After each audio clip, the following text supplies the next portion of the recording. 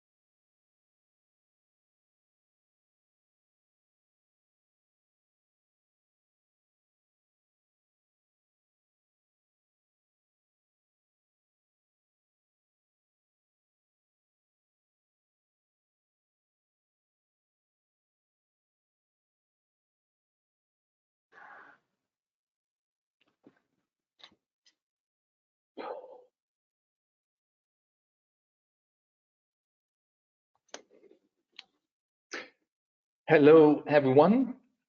Good morning and welcome.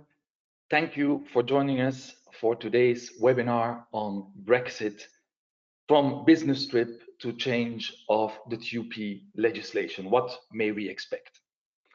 This webinar is intended for companies who have to deal with HR matters such as immigration, social security, employment law in relation to the Brexit. This session is the third webinar in our fall series of webinars 2020. We have one to come in December. A few words about this webinar at the end of this presentation. Just some practical details. You will be muted during this presentation. But if you have any questions about today's topic, please use the question box on your control panel to the right hand side of your screen. We will then collate the questions and try to answer them during this webinar. If not, then we will come back to you later on to give you the answer or the appropriate answer to your question. You will anyway receive the slides and, if you want, a recording of this webinar after the webinar. Our panel today is composed of Tim Perrieus, David Unusian, and myself. Here we are.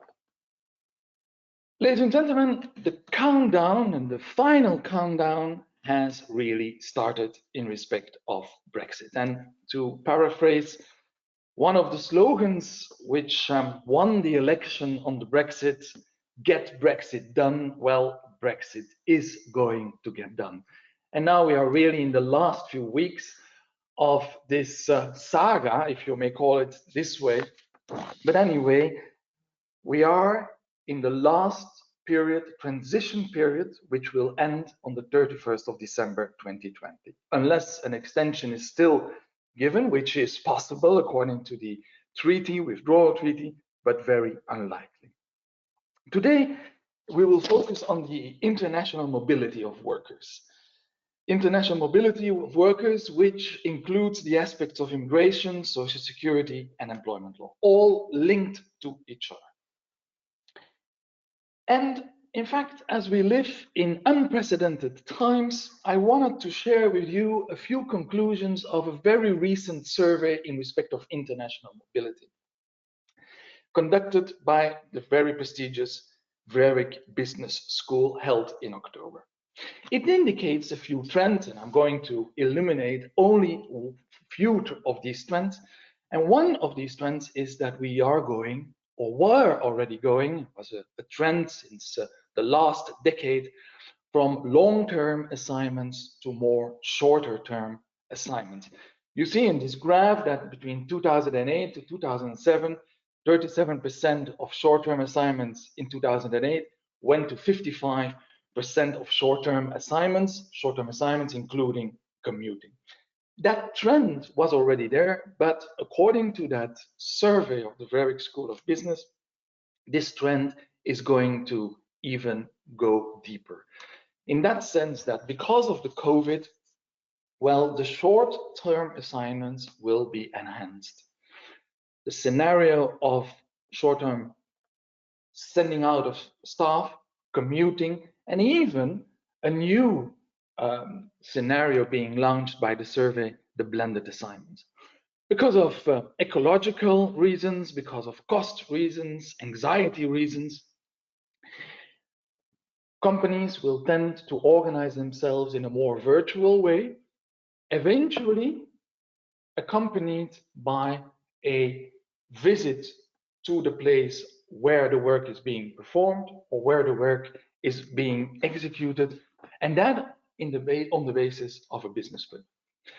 Bearing in mind that a business trip is, in fact, only a temporary work, but not work as itself. It's more like preliminary meetings. It's more like auxiliary preparation work, but not work in itself. Although, and that's what we also will focus on, legislation differs quite considerably if we have a look in the different states of the European Union and their legislation. So first of all, let's start with the residence and the right to work. This is the basics. And then, of course, after that, we will come to social security and employment law aspects of the work itself. Until the 31st of December 2020, the UK and the EU citizens may continue to work in both countries. There is full freedom of movement of persons and workers. But as of the 1st of January 2021, that free movement of workers will stop. We will become third country nationals to UK, and the UK will become, or UK citizens will become third country nationals to us. And even if we are still talking about a possible trade agreement between the countries, well, even that will not have, to my knowledge, and that's what we have seen in other, or in the past, and in other likely agreements being signed, that such trade agreements have very little impact on immigration aspects between countries. As of the 1st of January 2021, each member state's legislation in respect of immigration will become applicable. So all the states have their own immigration legislation, and that will become applicable towards the UK. That means that whenever someone of the UK will travel to France, French legislation will be applicable to Belgium, Belgian legislation will be applicable. And the table shows us that legislation can be very different in different states, in different jurisdictions. Even in respect of the Brexit, some countries have developed some specific transition legislation, others do not have. Some countries have developed a business trip legislation, framing the legal aspects in respect of permits, residence of a business trip, other have not.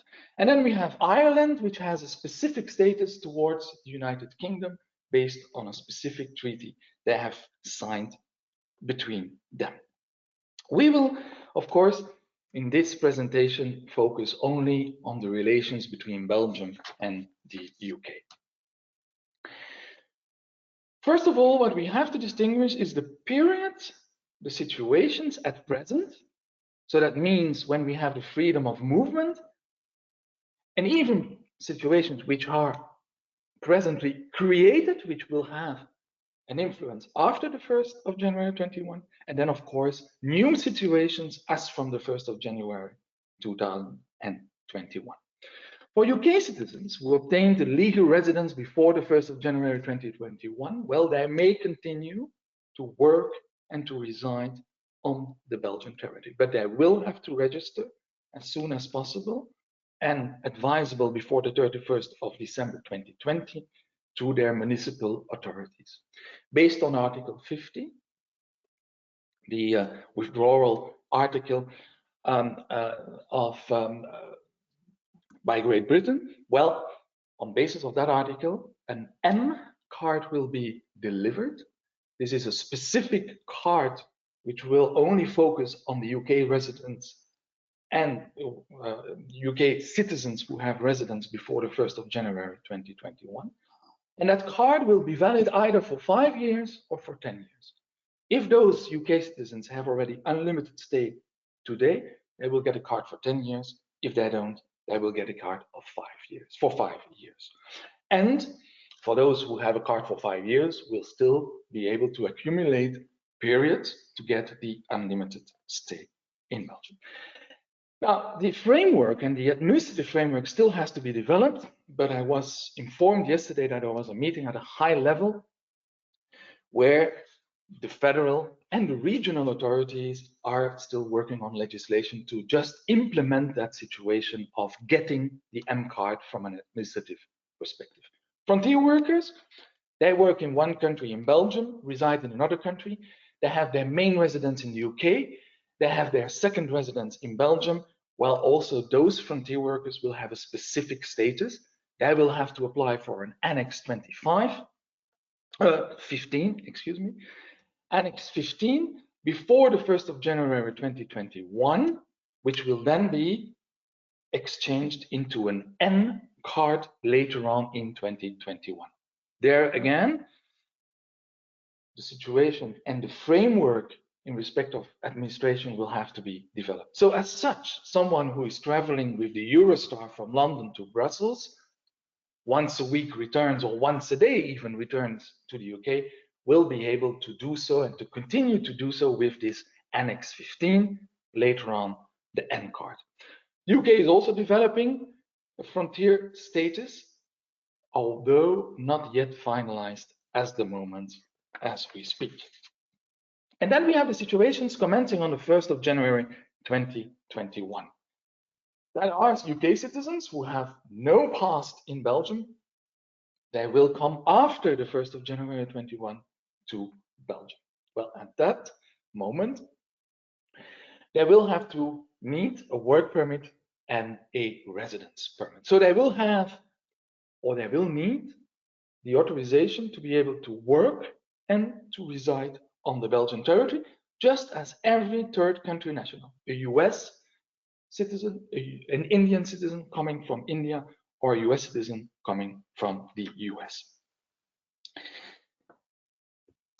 They can ask or they can opt for different possibilities. Professional card for self-employed, but of course the economical added value to Belgium will have to be demonstrated.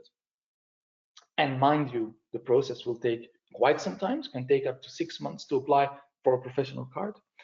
The single permit application, regional authority, every region determines itself the regulations for the single permit, even the thresholds, but it means that there are several conditions and that there also is some qualification, some salary requirements to be taken into account to apply for that single permit. The result will be that low-skilled employees will have difficulties, obviously, to enter to the Belgian territory because they will have, every person who wants to work will have either to demonstrate that no one else can be found on the European territory doing the same job, or will have to comply with a certain salary threshold, which changes, by the way, every year.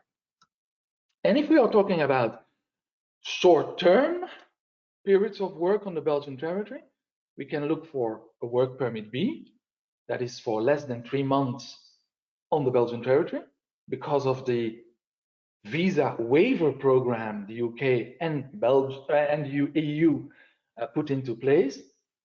The employee, the UK citizen, will not need a visa to enter Belgium and to be able to reside here for a period of up to 90 days.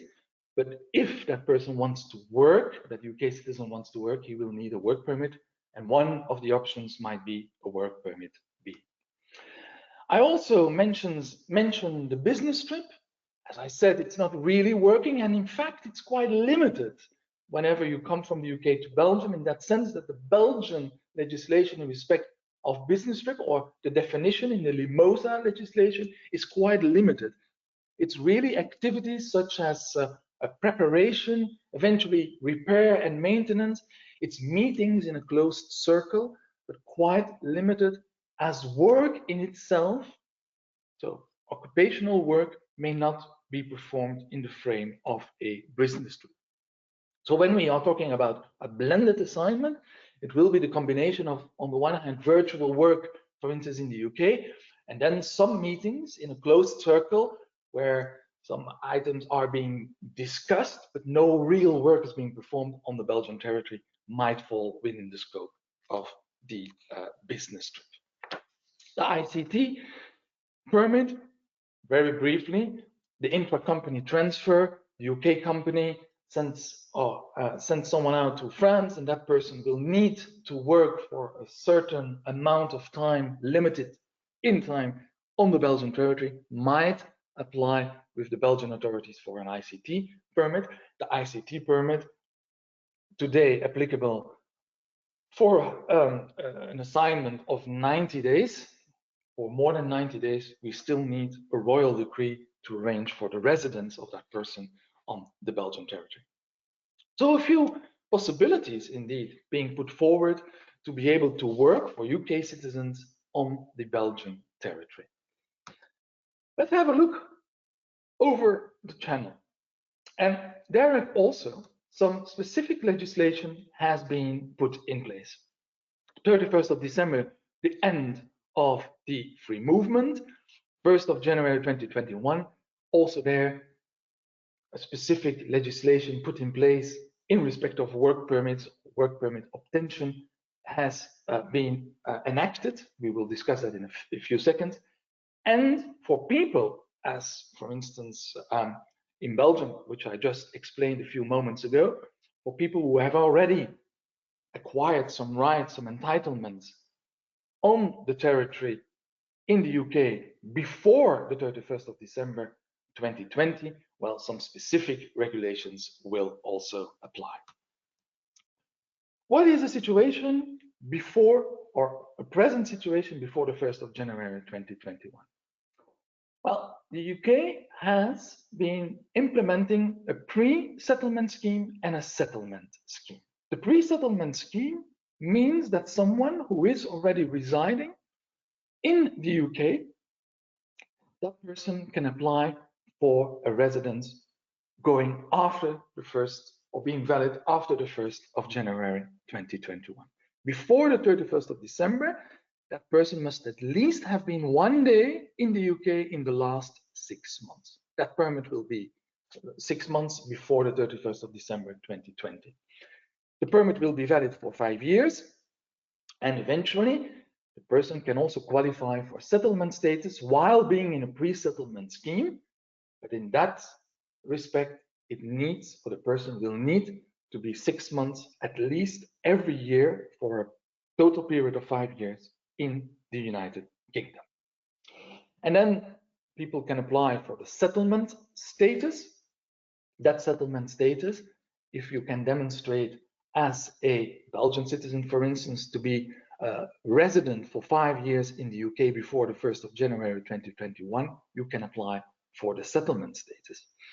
This has to be applied before July 2021 in the United Kingdom. And then for newly hires in the UK, we have the equivalent of the work permit, which the UK calls sponsorship. And a sponsorship means that an application needs to be launched with the authorities, where different requirements have to be met by the companies, by the businesses. And the second one may surprise you. The company is honest, dependable, and reliable, meaning that the company may not have any litigation, any, I would say, different with the authorities in the United Kingdom, not having being fined, etc. So that's what meant with the second condition. The other speak from themselves. The particularity is that the employee and the sponsor will need to acquire 70 points. The employee will need to acquire, on the one hand, will have to demonstrate that he has a sponsor, that means an employer in the UK, that he has the job has, that he has the, or she has the appropriate skill level for the job, and that the English language is at a acceptable level. And then other aspect of the 20 last points will be delivered in function of the salary, but are negotiable, are also being negotiable based on the criteria of the labor market principle. Mind you that such an application will take 6 to 12 weeks, and just in government fees only will cost between 8 and 10,000 British pounds. A few other possibilities: business trips, which is to be interpreted much larger than we interpreted it in Belgium, in that sense that troubleshooting, coaching, and even delivery of certain advice is also possible in the frame of a business trip. Meaning that whenever a Belgian is going to the United Kingdom, he will probably quicker qualify for a business trip than vice versa. It's granted for 6 months, but according to our colleagues, this is really stretching the legislation in that sense that in most cases a business trip for 1 or 2 months would certainly be possible and would not raise any suspicion. Again, not productive work, but way more larger than we expect from Belgium. And again, the blended assignment is there probably an option to be certainly investigated. Blended meaning virtual work in Belgium and then the business trip occasionally in the United Kingdom to comply. Frontier worker permit, not yet in place, but it seems to be also interpreted larger than we do it from a European standpoint, in that sense that frontier workers would only have to go back to their residence, in this case Belgium, once every 6 months.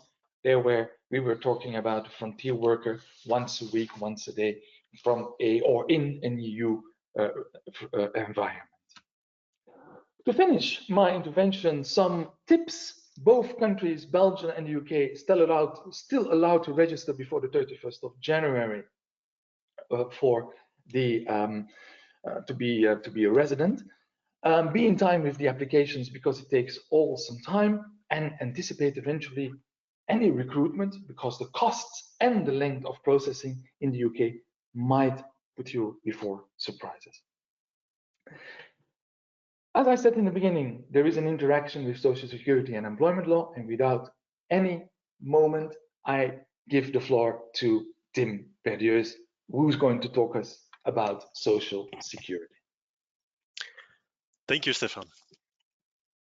So let me just see if I can get control of the slides, please. While we're sorting that out, well, I think it started working now.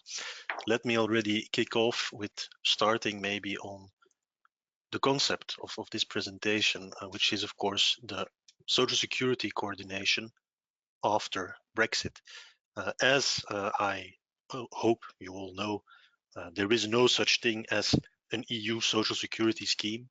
The member states, they organize social security on their national level, but there is a coordination on EU level, which appoints the applicable law, so the applicable national system in a certain situation of employment, or even in other situations for inactive persons, pensioners.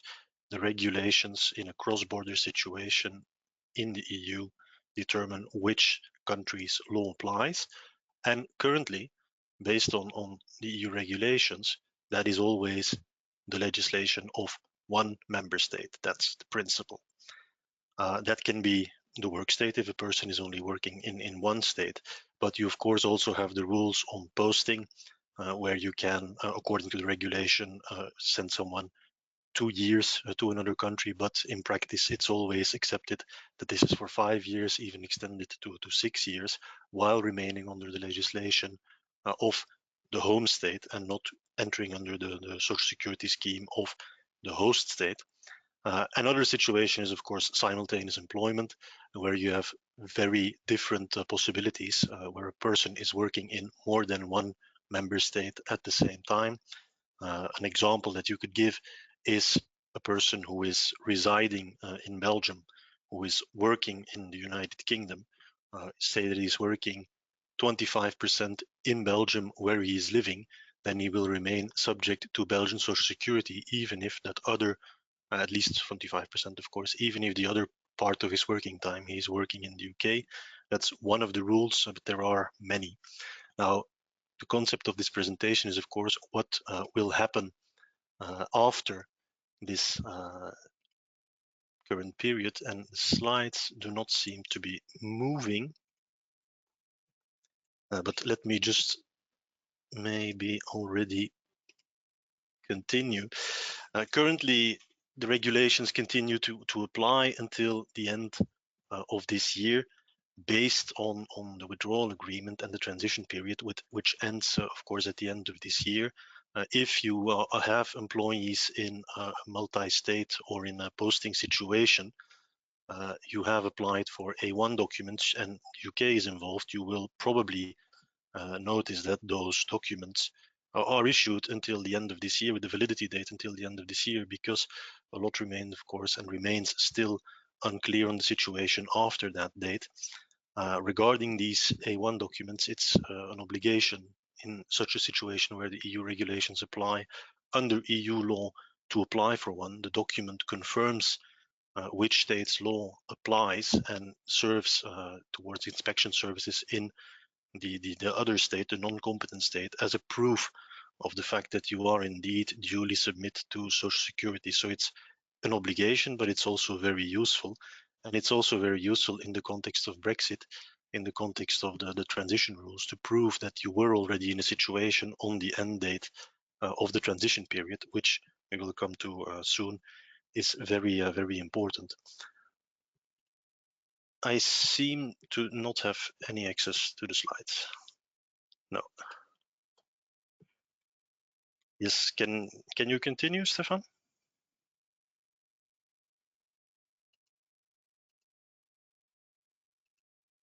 Because I cannot. Yes, you can go to the next slide already. In the situation that we are currently in, so based on what we know right now, yes, you can already click again, Stefan. We are, yes, this is, okay, perfect, thank you. In the situation that we are currently in, we know that there is this withdrawal agreement which provides for specific rules on coordination of Social Security, which also extend beyond the transition period.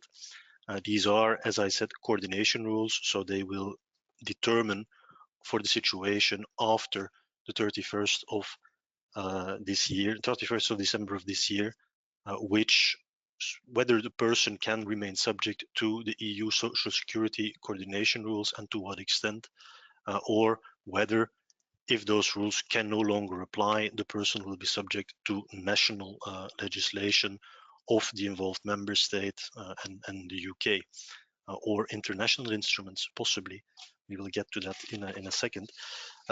What is important to note is that in the withdrawal agreement, for the coordination rules, there are very specific categories determined of people that would fall under the scope of these rules for the extension of the application of the coordination of Social Security.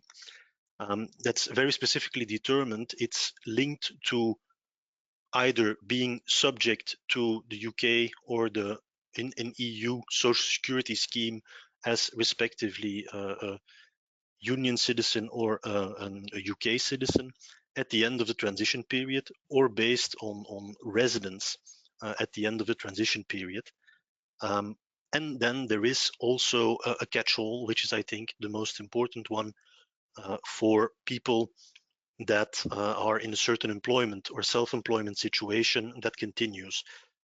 Another specific category, which is also very important to keep in mind, is the extension of the scope of these rules to people that have a certain residency right under the residence or work state right under the withdrawal agreement itself, the categories that Stefan spoke to about as well.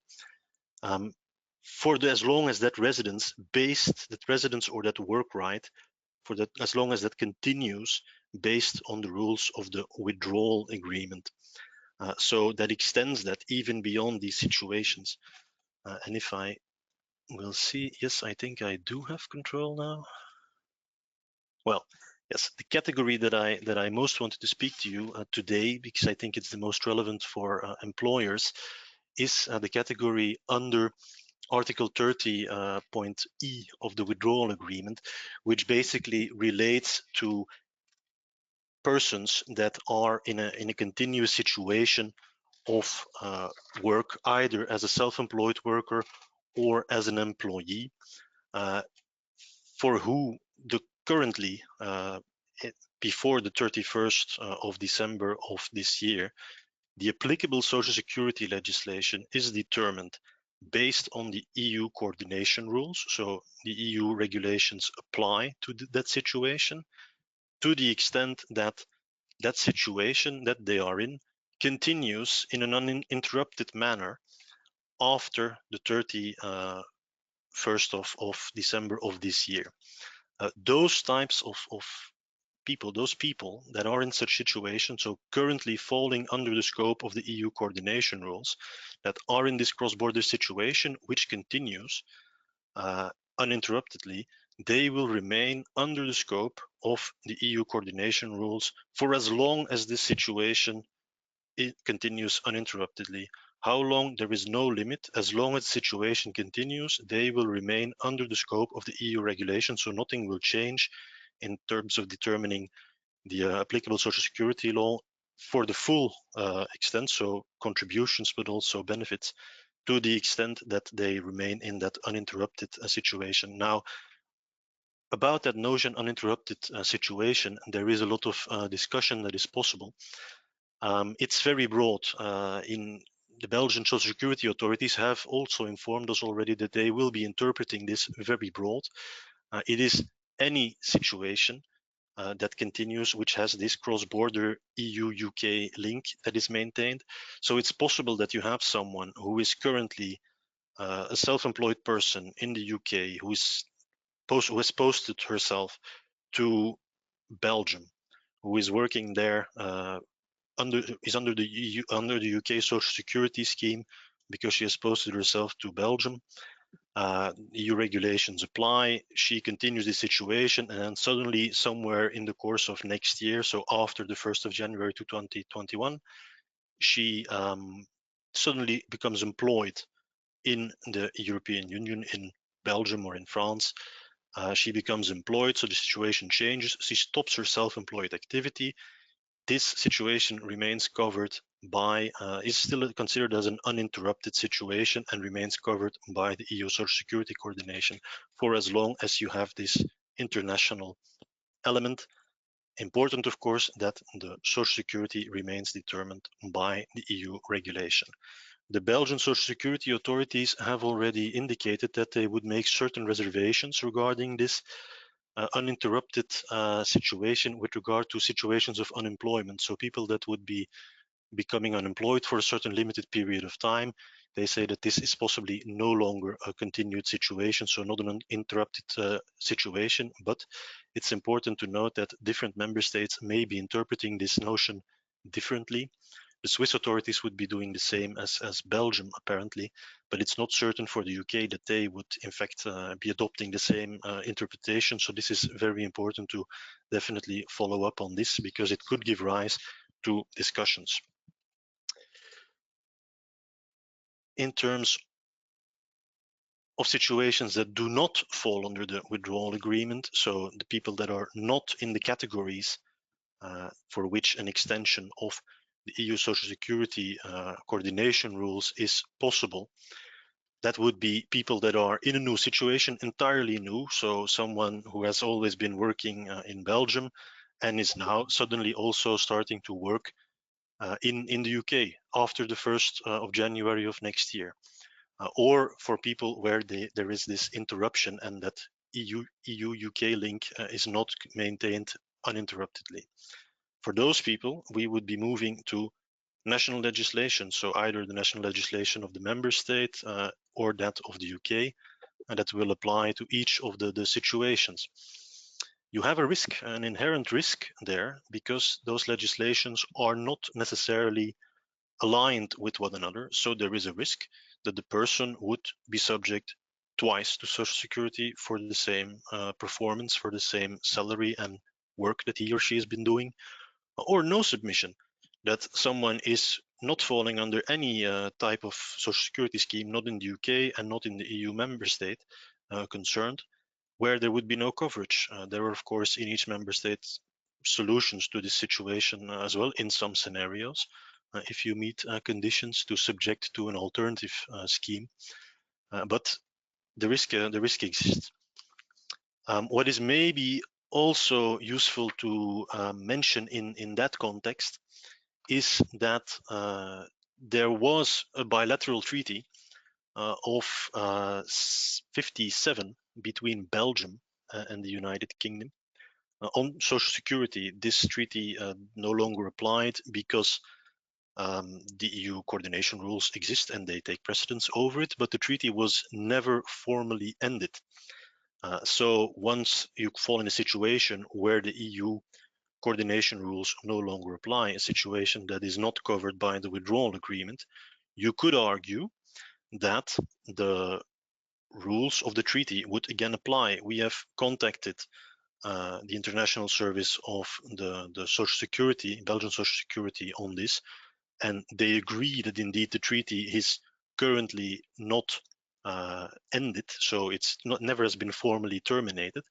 So you could argue that you could fall under the scope of those rules. There is a posting rule in that treaty, for instance, which provides for 12 months posting with a possible extension of 12 months. So it's a possibility. The only thing is, our contacts at the Social Security Administration have indicated to us that the position of both the Belgian and the UK government is very clear.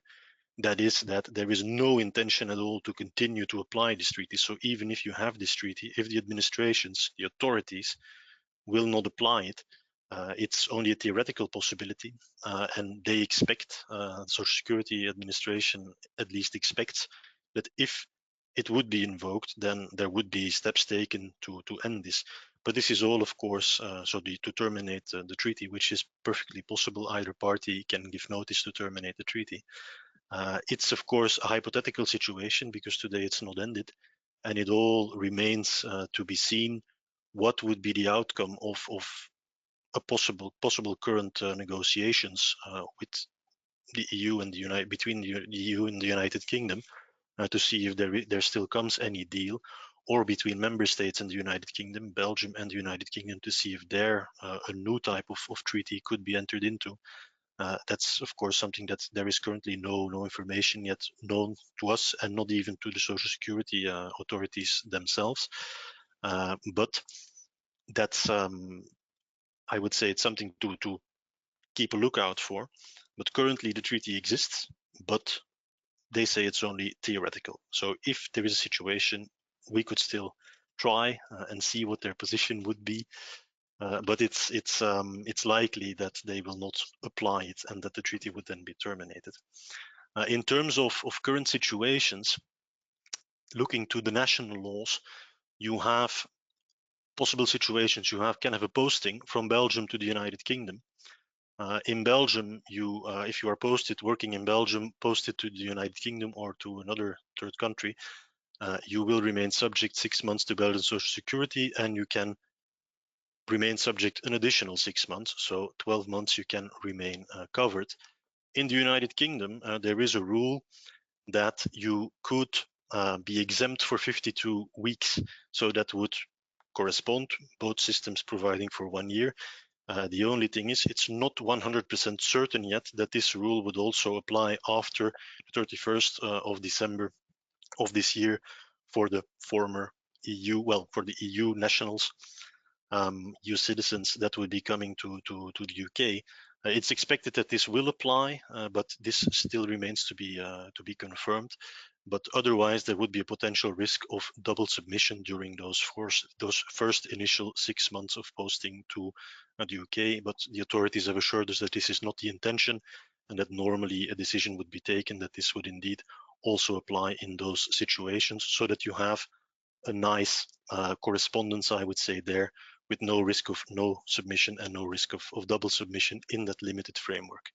In a posting from the UK to Belgium, in Belgium, as you may know, we have Article 3 of the Social Security Act, which determines in which cases someone is subject to Belgian Social Security or not, in the event of a posting where there is work, well, there is no link to an establishment in Belgium.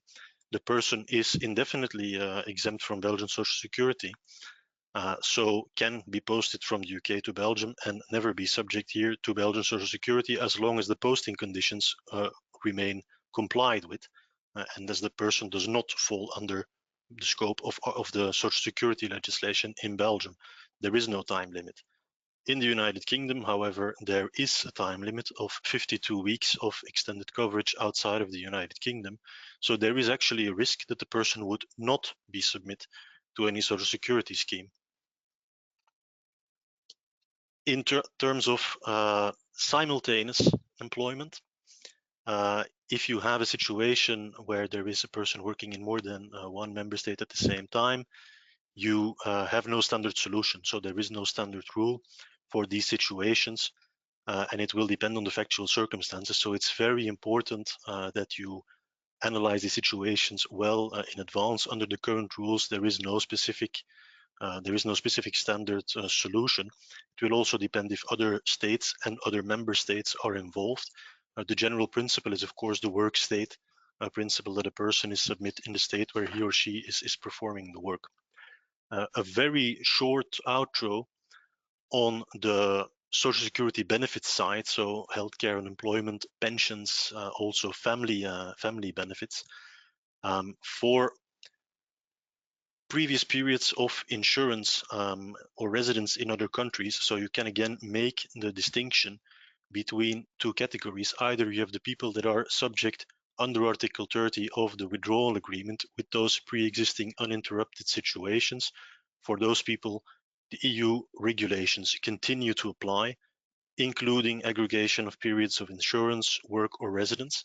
You have, on the other hand, the situations that do not fall under this Article 30 of the withdrawal agreement, with the continued coordination rules for Social Security, which fully continue to apply.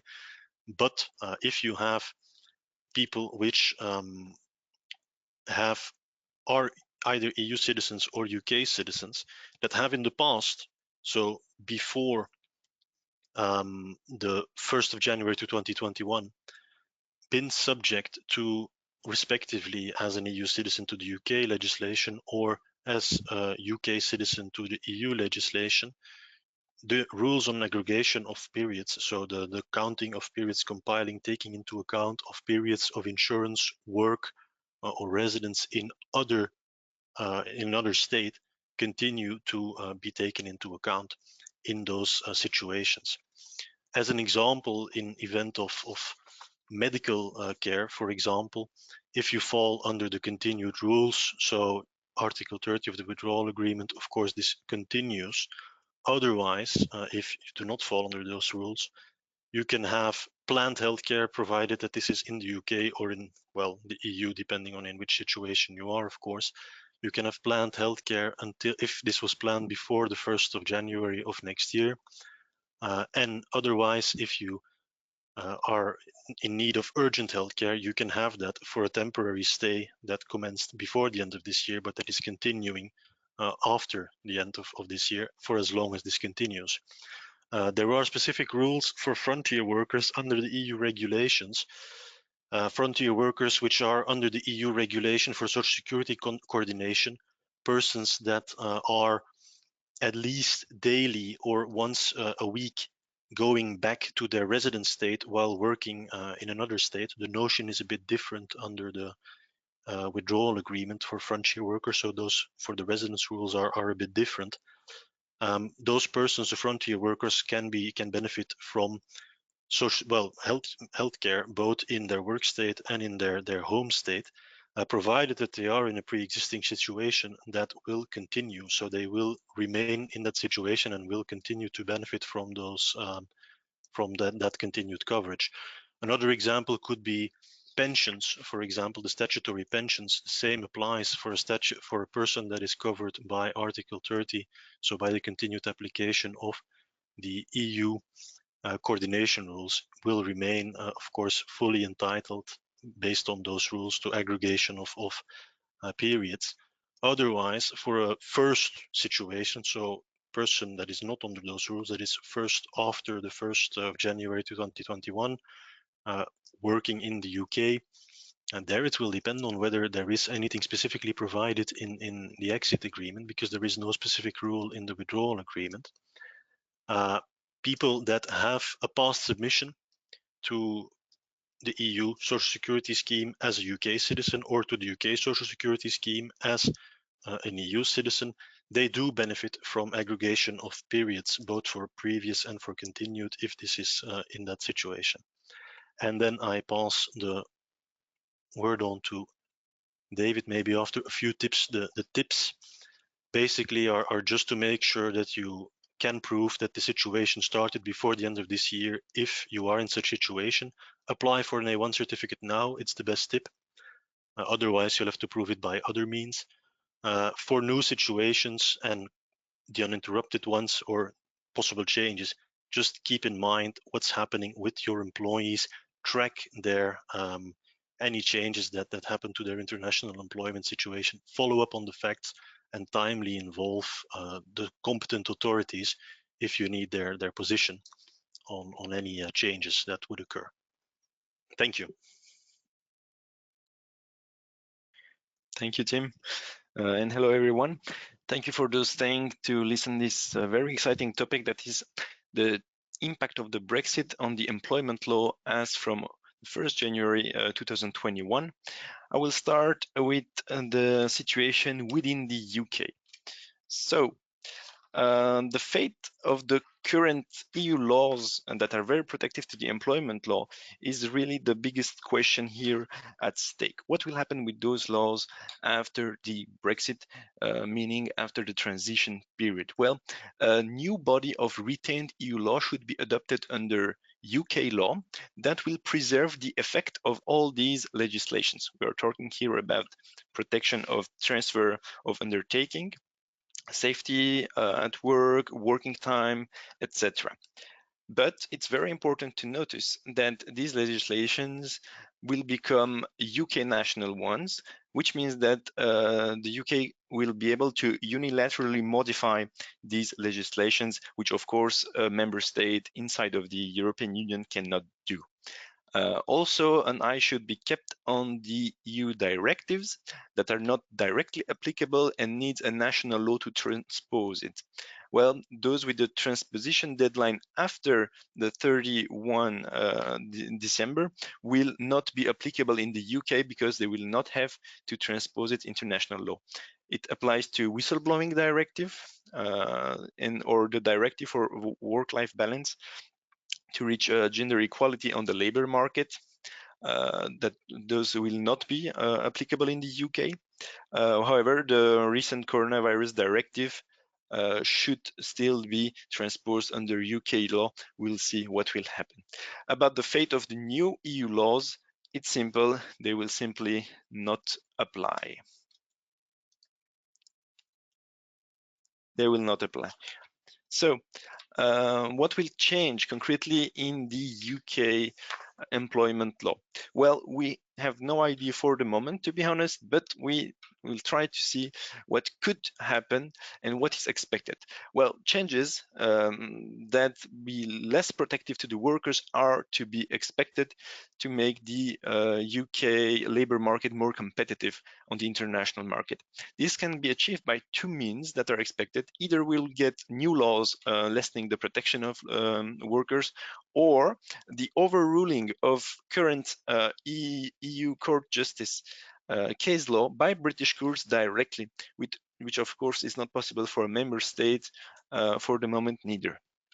Well, about the areas concerned, we talked about this topic with our colleagues in London, and they told us that we may expect changes in the transfer of undertakings with decreased dismissal protection and increased harmonization possibilities of the working condition after a buyout of a company.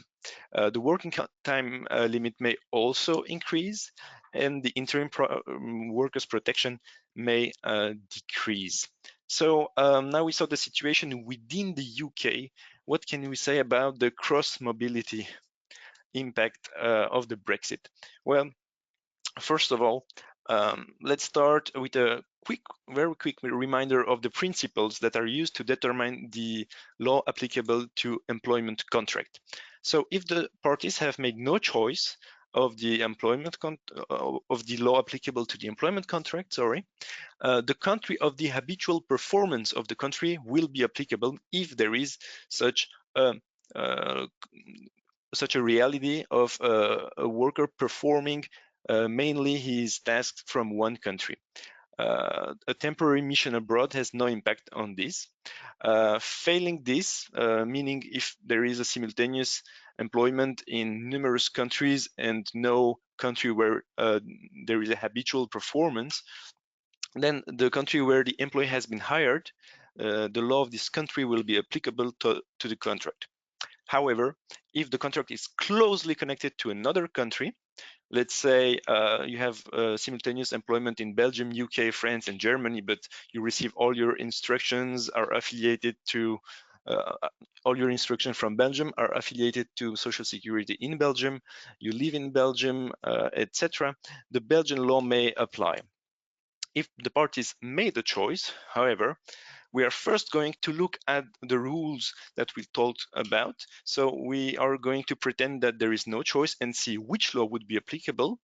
And then all the protection granted by the mandatory rules of this law applicable in the absence of choice will still apply if you have a choice of law. So for example, if a Belgian worker signs a contract and the parties decide to apply Italian law, all the protection of the mandatory rules of Belgium, because it's the habitual performance country, will still apply.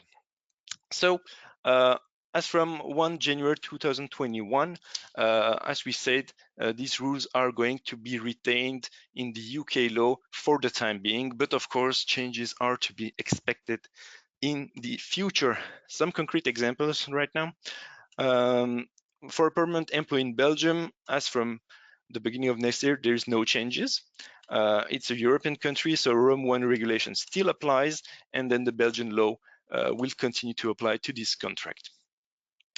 For the UK, a permanent worker employed in the UK, the situation is quite different, and it depends on the date where the contract has been concluded. If the contract has been concluded before the end of the transition period, then there is actually no changes neither, because the withdrawal agreement provides that the Rome 1 regulation continues to apply to this contract concluded before. So here the UK law will apply for this permanent worker. But for the new contract concluded after the end of the transition period, there is no automatic application of ROM 1 regulation. Indeed, the UK will first retain the rules of ROM 1, but as we saw, it could be modified unilaterally by the UK government or overruling the case law of European Court Justice. So watch for modifications here that should be adapted. Another example is the simultaneous employment, partly performed in Belgium and in the UK. Again, it depends on the date that the contract has been concluded.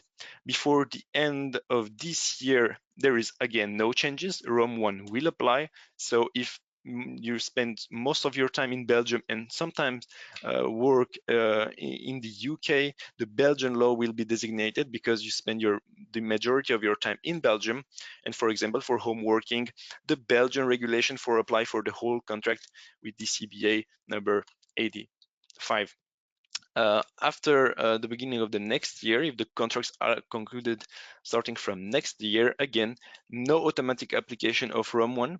The UK law will retain those rules, but they are subject to changes. So if you're in a simultaneous employment contract, you have to think about the changes that can arise in the side of the UK and also the possible conflicts that can here appear if the Belgian legislation applies ROM 1 rules and then at the same time you have UK rules on the applicable law that may start to change. You can have a conflict between these two parts of the laws and the contract. And the last word about the posting of permanent workers, so temporary posting from a country to another.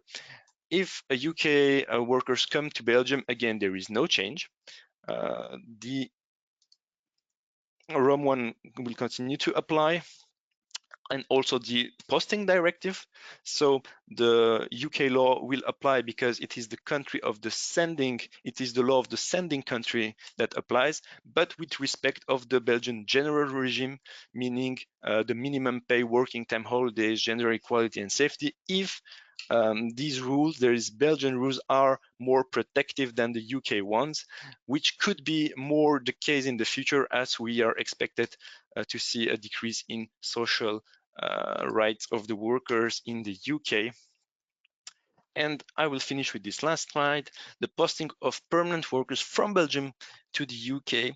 Again, the moment of the conclusion of the contract is important.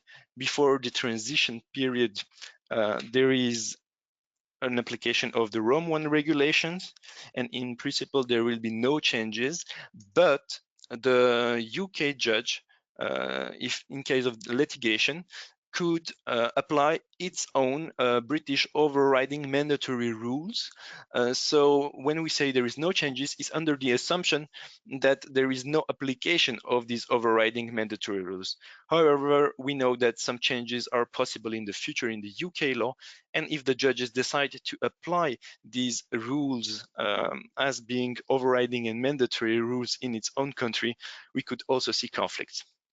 Finally, for new contracts, as we said, the ROM 1 rules should be retained, but there is an uncertainty about the future posting rules to the UK.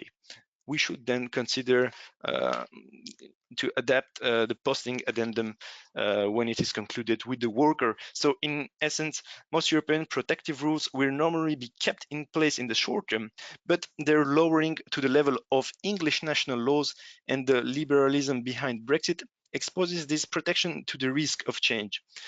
If for situation limited to Belgium, there will not be much changes.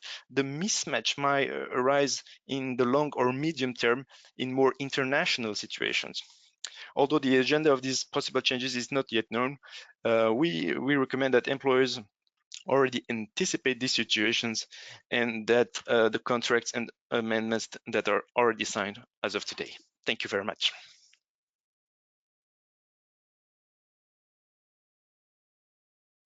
Thank you, Tim. Thank you, David. We have overrun the time of the speakers. I would just have a look at the questions and look, there are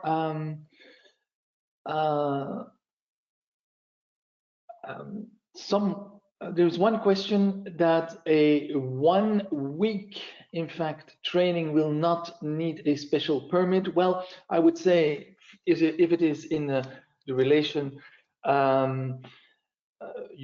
Belgium to the UK, I think coaching would be appropriate, but to be checked, of course, according to UK legislation. I think coaching from a UK to Belgium, coaching would not necessarily fall within the scope of a business trip.